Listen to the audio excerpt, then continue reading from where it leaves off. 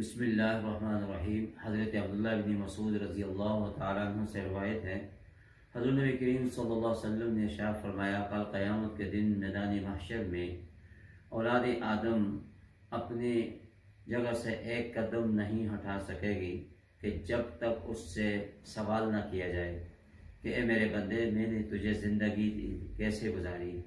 اے میرے بندے، میں نے تجھے مال دیا تھا، کہاں خرچ کیا؟ اے میرے بندے، میں نے تجھے علم دیا تھا، اس علم کے مطابق کیسے عمل کیا؟ تو محترم سامعین، ناظرین، کہ یہ حدیث مبارکہ